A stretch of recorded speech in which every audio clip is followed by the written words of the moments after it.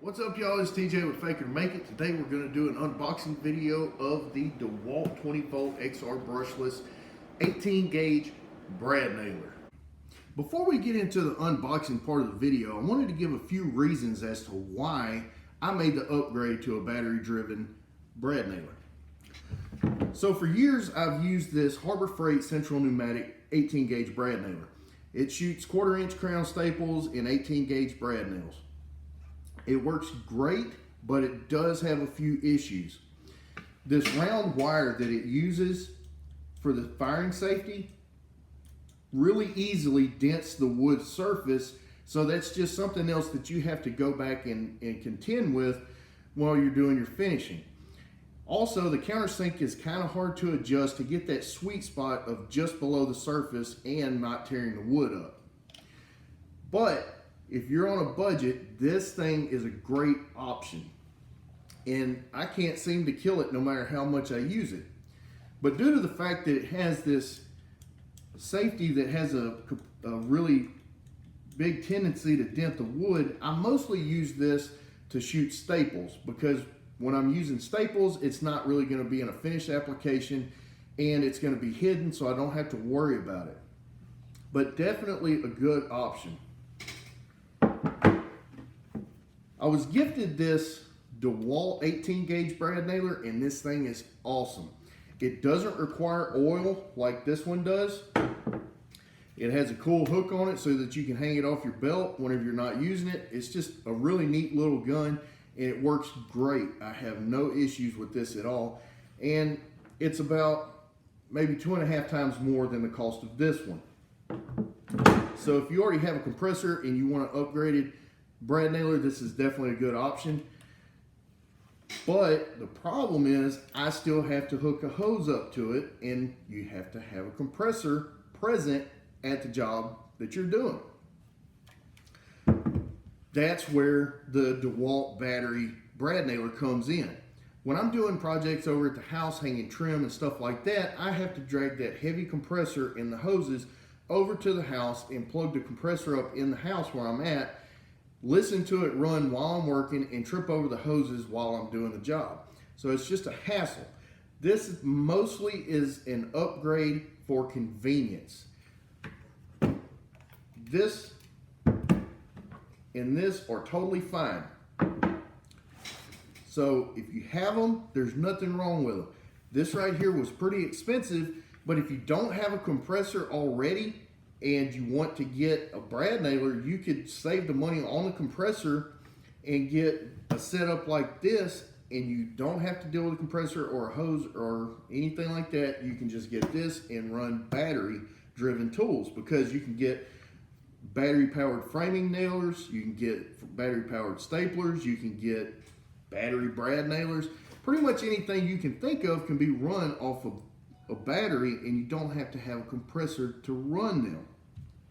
I do want to point out that I'm not sponsored by any tool company or anybody for that matter, so when you see me talking about a tool, it's because I like the tool and I'm excited about it, and I spent my hard-earned money on it. So don't think that these were given to me by the company or anything like that, because I'm not that cool. All right, let's tear this thing open.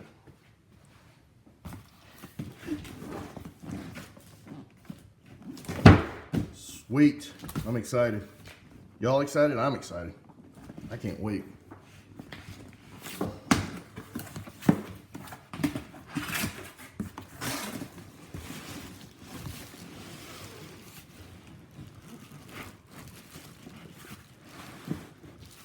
Oh, we got a suitcase. I do want to mention I picked this up at my local Home Depot. Had a little bit of a sale going on, and so that's why I went there, and I needed it like right meow. Cool bag. Sweet. All right. Here is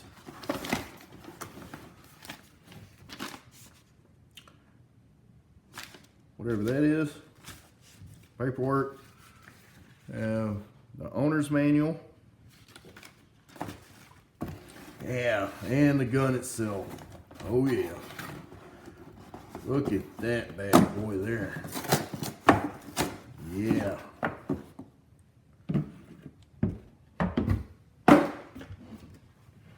Oh yeah, that thing is a beast.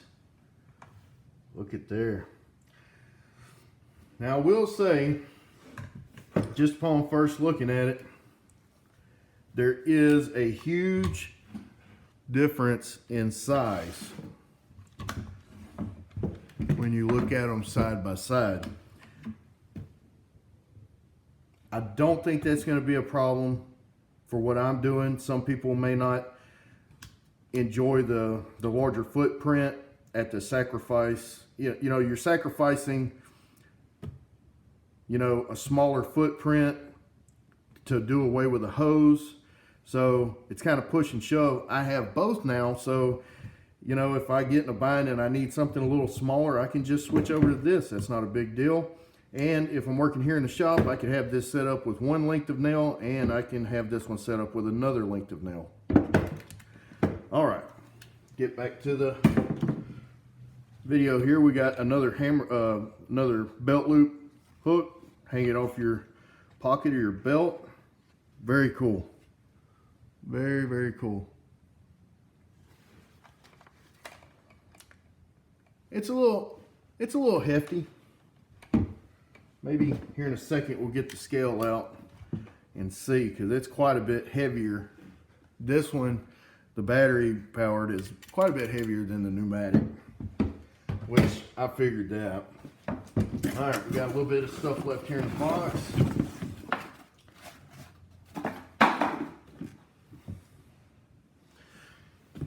We got our battery.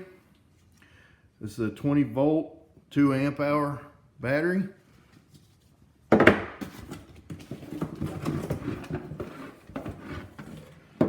And then we have our charging station. There you have it. That's what was in the box. This plus the bag. All right, while we're waiting on the battery to charge, I'm going to cover some of the cool features this thing has on it. First of all, you notice it has a belt hook, which is a really cool feature that I never knew that I needed until I had the other DeWalt that has a belt hook as well. You'd be surprised how often you use that. If the belt hook is not something that you want to leave on here, you can remove this belt hook and get it out of the way. There's instructions in the manual on how to do that. It's really simple. And here we have a trigger lockout button. So there's a little lock displayed right there. So if you push it down, that means that the trigger is locked and will not operate. And you can see on this side there's a little open lock. So if you push that down, it'll unlock it. So let's lock it. Trigger will not operate. This is just another extra mode of safety on this thing that I think is really important to have, just so that you don't have any misfires or, like we say in the gun industry, negligent discharge or accidental discharges. And that could probably save you a trip to the emergency room. So we'll unlock it, and you see that you got a full trigger pull. Push the lock back, lock it out, it's locked. On to the next feature.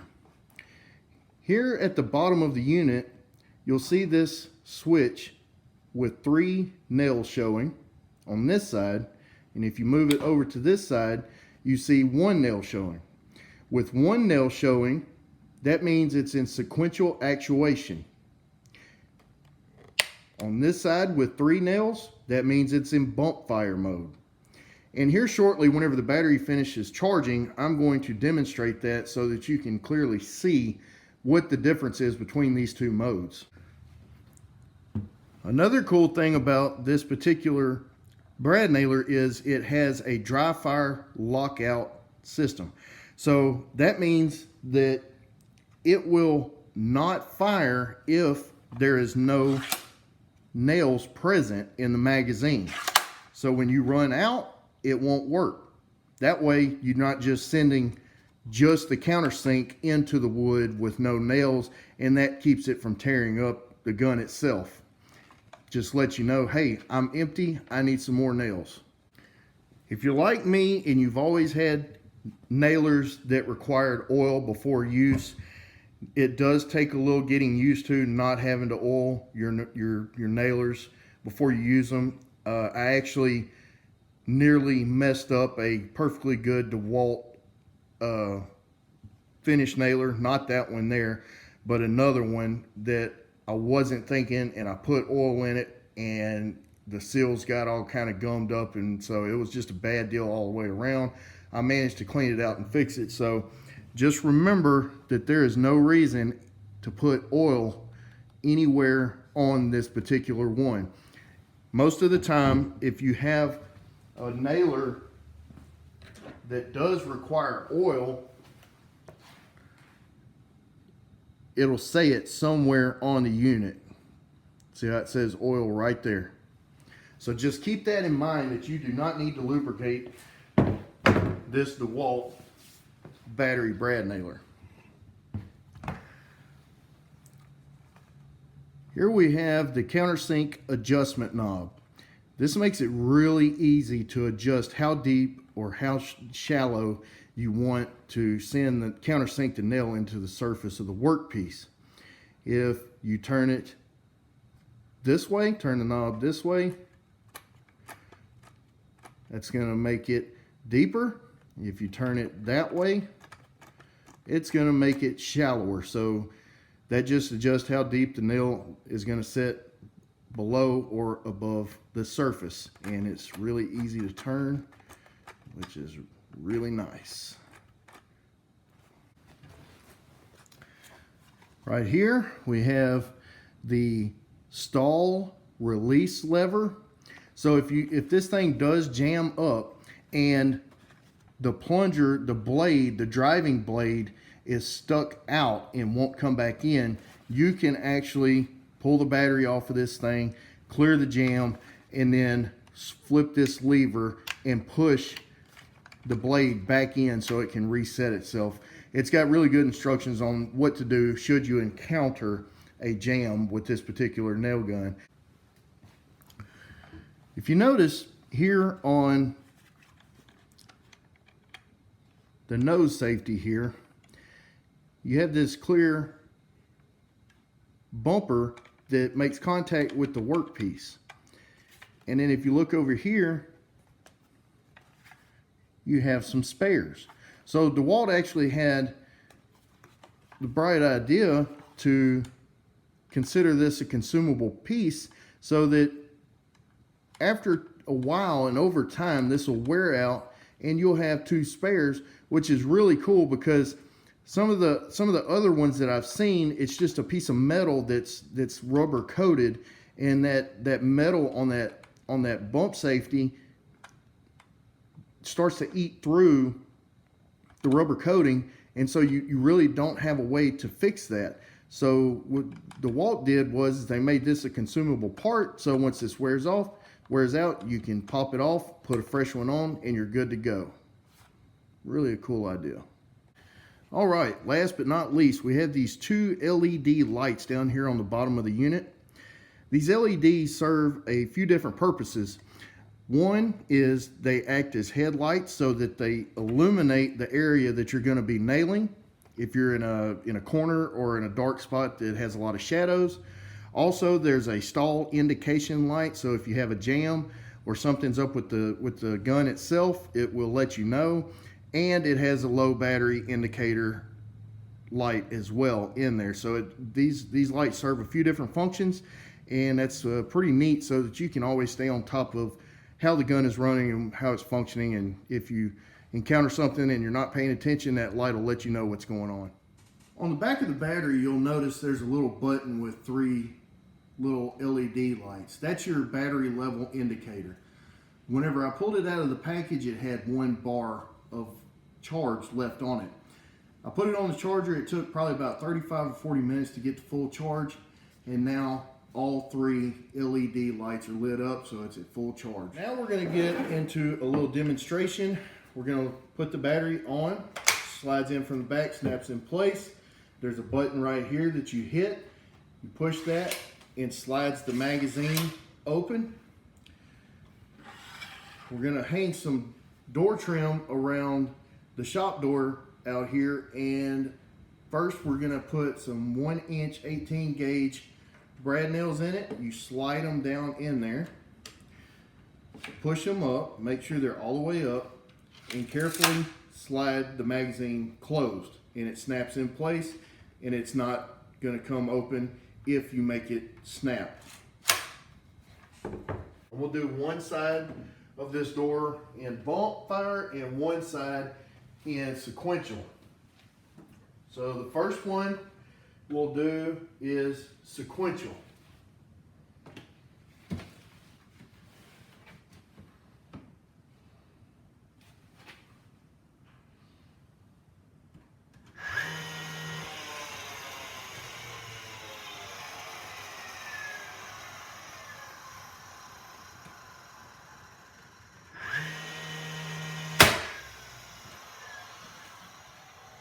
Okay, so may need to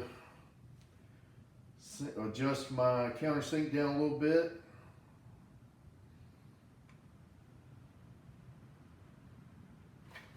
See what the next one does. Make sure my reveal is close.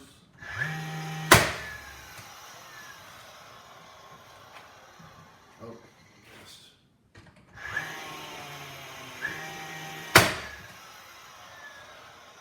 I missed my frame there on accident.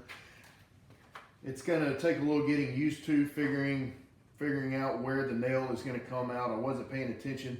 The nail actually comes out above the nose safety. So instead of like my other one, it comes out below, it comes out on top on this particular gun here.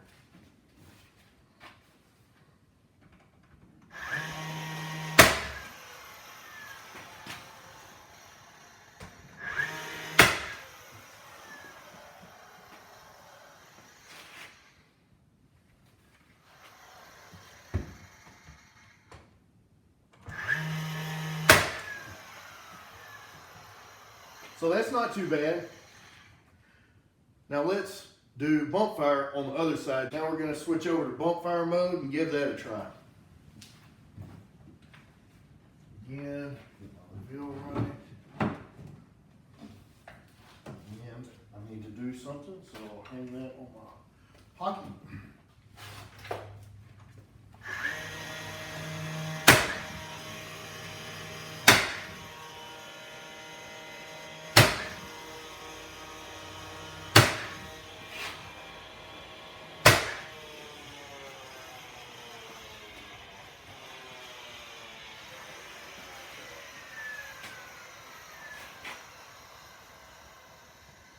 I feel like it's a little more awkward to operate with the motor running.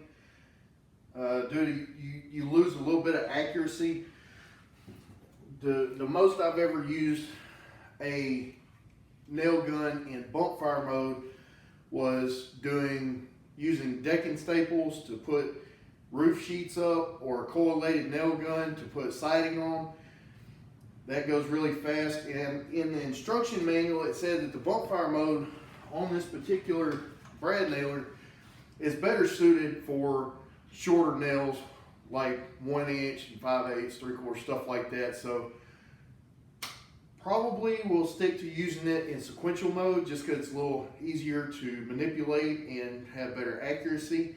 But it is nice to have the option to use bump fire mode if I want to.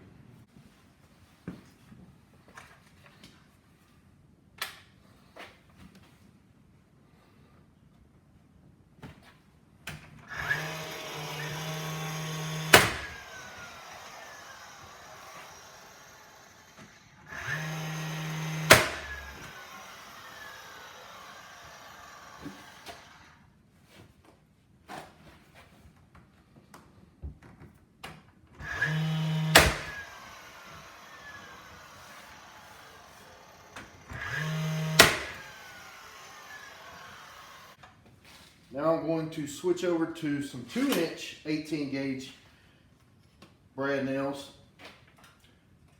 The 2 inch is probably a little overkill for this, but I'm gonna go around the outside of the trim and nail that to the wall. I'm really curious to see how it handles the longer nails.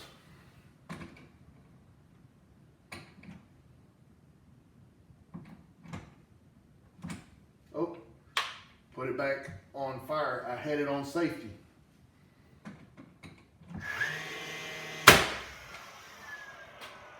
Wow. Didn't even hesitate. Went right in.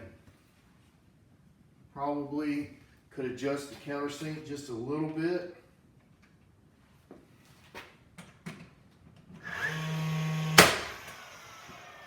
Perfect.